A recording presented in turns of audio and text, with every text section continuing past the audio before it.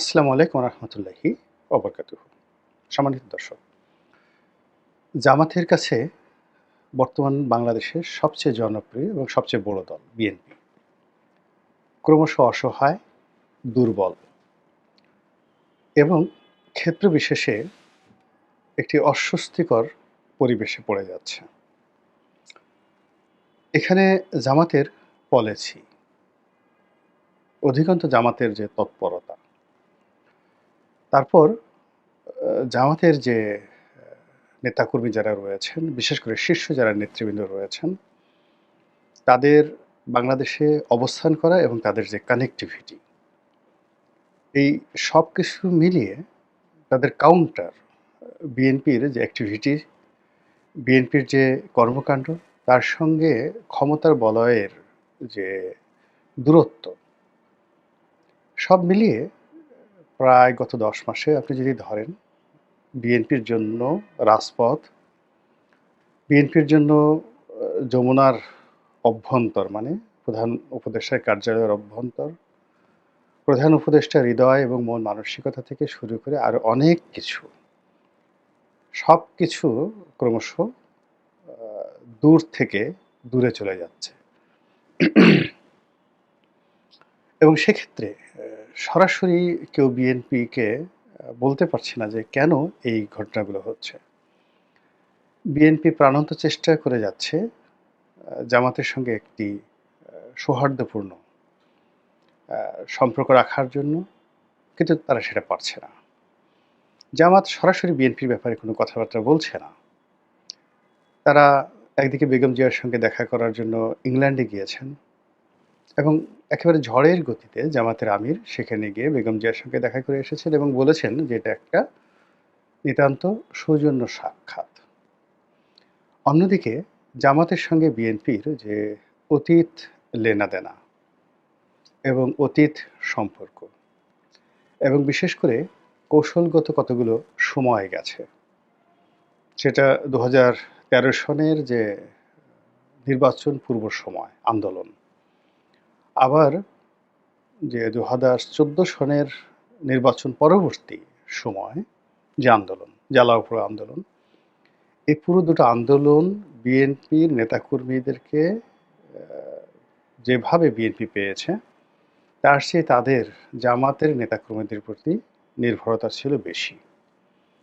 এবং একটা আন্দোলন চালিয়ে নেওয়ার জন্য যে অর্থ দরকার, যে ঝুঁকি দরকার, যে মামলা মোকদ্দমা মোকাবেলা করা দরকার, তার পুরোটাই কিন্তু এই দুটোর সময়, অর্থাৎ ২০১৩ সনে এবং ২০১৫-১৬ সনে জামাত করেছে। ফলে ওই সময়ের যে ফাইলপত্র যদি ঘাটাঘাটি করা হয়, এবং ওই সময়ে জামাত এবং বিএনপির নেতাদের অনেক কথা হয়তো জামাত রেকর্ড করে রাখতে পারে, হয়তো জামাতের কাছে সেগুলো সঞ্চিত থাকতে পারে, এবং সেইগুলো এই জমানাতে যদি ২-৪টে ভাইরাল হয়ে যায় এবং লোকজন জানাজানি হয়ে যায়, তাহলে রাজনীতিতে রীতিমতো যাকে বলে একটা অস্বস্তিকর পরিবেশ না হয়, একেবারে ওলট-পালট শুরু হয়ে যাবে। ফলে কি হলো, দুটো রাজনৈতিক দলই কিন্তু যথেষ্ট সতর্ক নিজেদের অতীত সম্পর্কের ব্যাপারে এবং তাদের অতীত বন্ধুত্বের বিষয়ে। ফলে হাল আমলে তাদের মধ্যে যে দূরত্ব সৃষ্টি হয়েছে, এবং সেই দূরত্ব এখন রীতিমতো শত্রুতায় পরিণত হয়েছে, কিন্তু কেউ মুখ ফুটে ওইভাবে বলতে পারছেন না। তারা বুঝতেছেন যে তাদের বন্ধুত্ব খুব জরুরি। তারা বুঝতেছেন যে তাদের যদি দূরত্ব থাকতে হয়, তার মধ্যে একটা সৌহার্দ্যপূর্ণ সম্পর্ক থাকা দরকার। এর কারণ হলো তারা একে অপরের স্ট্র্যাটেজিক পার্টনার ছিলেন, গুরুত্বপূর্ণ অংশীদার ছিলেন। তো সেই জায়গাতে অনেক কিছু রয়েছে। যেমন ধরেন আওয়ামী লীগের সঙ্গে জাতীয় পার্টির। এখন জাতীয় পার্টির এরশাদ সাহেব একটা ব্যাংক নিয়েছেন। এরশাদ সাহেবকে নির্বাচন করার জন্য বেশ কয়েকবার টাকা পয়সা দেওয়া হয়েছে।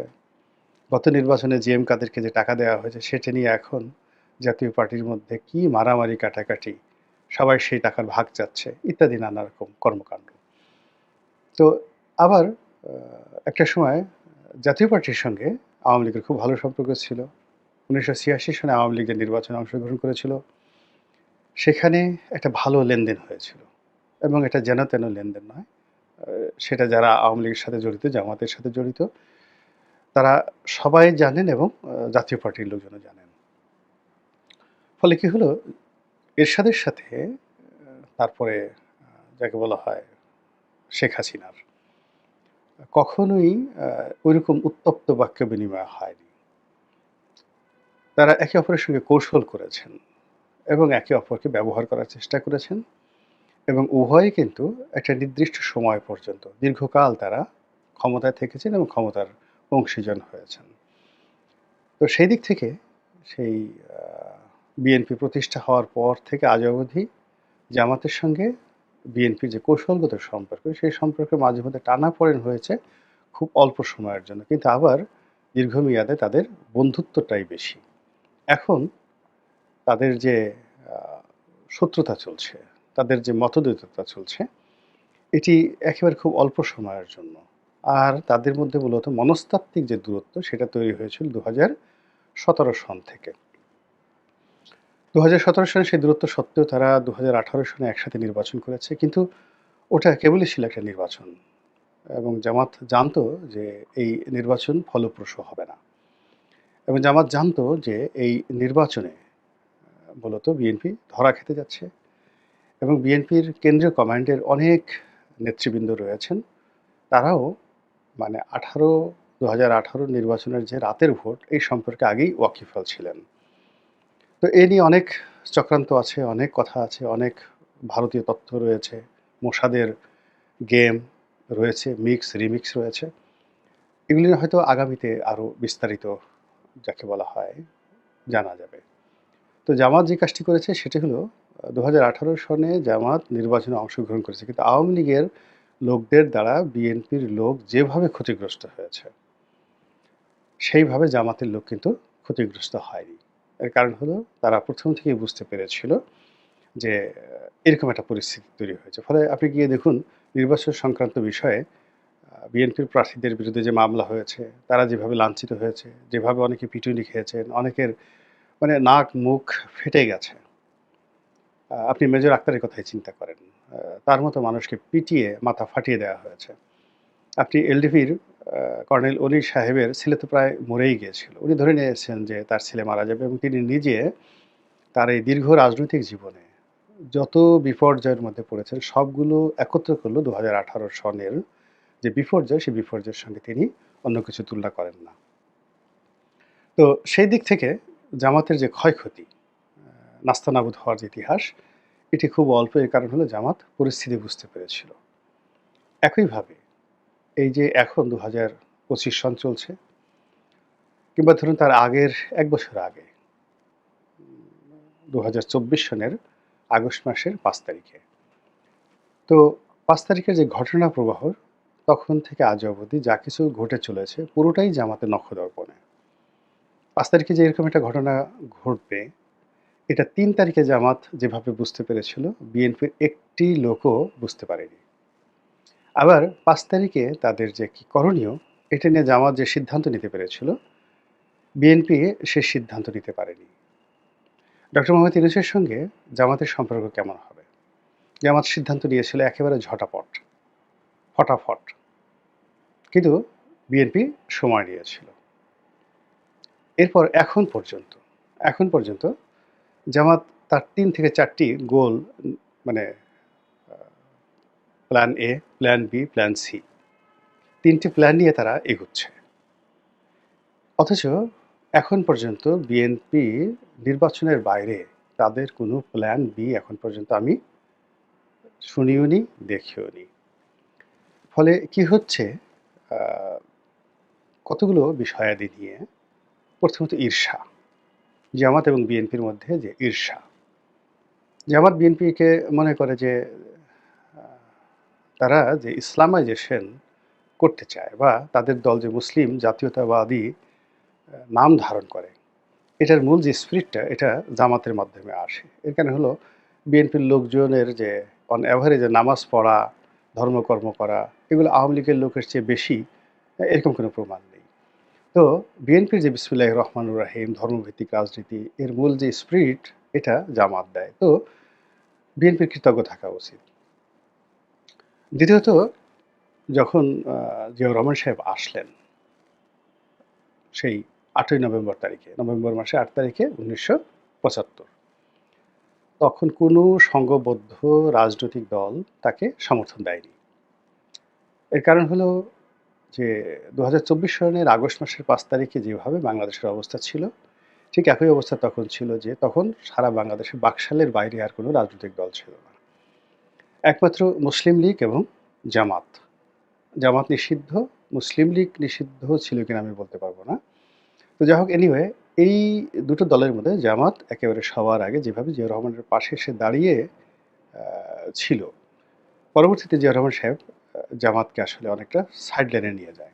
এর কারণ হলো তাদের যে কর্মকাণ্ড এবং তাদের যে চিন্তা চেতনা, পাকিস্তানপন্থী চিন্তা চেতনা, ওটা জিয়াউর রহমান সাহেব ওই মুহূর্তে পছন্দ করেননি। তো ওটা ভিন্ন প্রসঙ্গ। এটা নিয়ে জামাতের মনে অনেক ক্ষোভ রয়েছে, ক্রোধ রয়েছে। তো একইভাবে বিএনপি যেটা মনে করে জামাতের ঠিক কাউন্টার, যে জামাতের যে অস্তিত্ব, এটা তো বাংলাদেশে তারাই প্রতিষ্ঠা করেছে। জামাতকে ফুলে ফলে শোভিত করার জন্য যা কিছু করার দরকার সবই তারা করেছে। তো কাজেই জামাতে কোনো নড়াচড়া বা কোনো কথাবার্তা বা ঘাড় উঁচু করা, এটা বিএনপিকে অতিক্রম করবে, এটা বিএনপি কোনো অবস্থাতে মেনে নিতে পারে না। কিন্তু এই বর্তমান জামানাতে জামাত অলারে ছাড়েন, তাদের পূর্ণ শক্তি নিয়ে তারা মাথা চাড়া দিয়ে উঠেছে। তাদের যেখানে যতটুকু করা দরকার একেবারে ঝড়ের গতিতে ডক্টর মোহাম্মদ ইউনূসের প্রশাসনকে ব্যবহার করে তারা অনেক কিছু ইতিমধ্যে করে ফেলেছে, যেটা বিএনপি বুঝতেই পারেনি। তারা যখন বুঝতে পেরেছে তখন দেখলো যে বড় বড় পদ পদবীগুলো জামাতের দখলে চলে গেছে। এরপরে যখন কিছু বিষয়ে প্রতিযোগিতা আসলো পলিসিগত, যেমন বৈষম্য বিরোধী ছাত্রদের সঙ্গে একটা সম্পর্ক স্থাপন করা, স্কুল কলেজ থেকে শুরু করে বিশ্ববিদ্যালয়গুলোতে ছাত্র রাজনীতি, শিক্ষক রাজনীতিতে নিয়ন্ত্রণ প্রতিষ্ঠা করে, এবং প্রথম সেই ২০২৪ সনের ৬ মাস তারা জামাতের পলিসির কাছে দাঁড়াতেই পারেনি। কোনো একটা বিশ্ববিদ্যালয় বা কলেজে বলতে গেলে ঢুকতেই পারেনি। এখানে শিবির, বৈষম্য বিরোধী ছাত্র জনতা এমনভাবে তারা একত্র হয়েছিল যে বিএনপির মানে রাগে ক্রোধে বিএনপির জান যায় যায় অবস্থা। সেই পরিস্থিতি বিএনপি ধীরে ধীরে কাটিয়ে উঠেছে ২০২৫ সনে এসে। কিন্তু ইতিমধ্যে পুরো রাজনীতির যে ময়দানটি, সেই ময়দানটি সেটা জামাত করুক অথবা বিএনপি নিজেরাই করুক, অথবা ডক্টর মোহাম্মদ ইউনূস করুন বা উনি না করুন, কিন্তু পুরো পরিবেশ পরিস্থিতি বিএনপির জন্য একটা মৃত্যুকূপ হয়ে গেছে। বিশেষ করে চাঁদাবাজি, দখলদারিত্ব, বদনাম, দুর্নাম, তারপরে শেষে আরও অনেক কিছু, সেই অন্তর্দ্বন্দ্ব, মারামারি, হানাহানি, কাটাকাটি। তো সারা দেশে মানুষের যে ক্রোধ এবং রাগ আওয়ামী লীগকে কেন্দ্র করে ছিল, যে আওয়ামী লীগ, ছাত্রলীগ, যুবলীগ যে মন্দ কাজগুলো করে, সেই মন্দ কাজগুলো পরিবর্তিত পরিস্থিতিতে ১ নম্বরে এসে গেছে বিএনপি। ২ নম্বরে এনসিপির কিছু সেই ছাত্র, কিছু আমাদের কাছে অসহায় বিএনপি নিয়ে গুরুত্বপূর্ণ তথ্য দিল গোলাম মোল্লা রনি। আর জামাত, তারাও যে বদনামের শিকার হয়নি তা নয়, সেটা একেবারে নগণ্য। তো সব মিলিয়ে এই যে একটা ফাঁদের মধ্যে পড়ে গেছে, এই ফাঁদের জন্য অনেকে মনে করছেন যে বিএনপির অনেকে মনে করছেন যে জামাত এখানে তাদের সঙ্গে পলিটিক্স করেছে এবং পলিটিক্স করে প্রশাসনকে নিষ্ক্রিয় রেখেছে, ডক্টর মোহাম্মদ ইউনূসকে নিষ্ক্রিয় রেখেছে।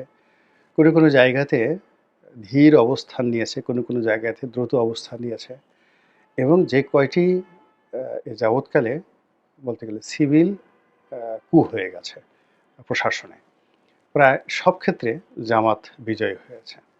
তো সব মিলিয়ে বিএনপির জন্য এখন যে অবস্থা, পরিবেশ বা পরিস্থিতি তৈরি হয়েছে, এটি অস্বস্তিকর, ভোটের জন্য ভয়াবহ, এবং বিএনপি এখন বলতে গেলে বন্ধুহীন অবস্থায় আছে। জামাত মাঝে মধ্যে প্রক্সি লোক পাঠিয়ে তাকে বন্ধুত্ব করার জন্য একটা ডোর করে দিচ্ছে বিএনপিকে, আর বিএনপি সেখানে তার সঙ্গে বন্ধুত্ব করছে আনকন্ডিশনালি, আর কদিন পর আবার তাকে বিএনপি কাছ থেকে সরিয়ে নিয়ে আসছে।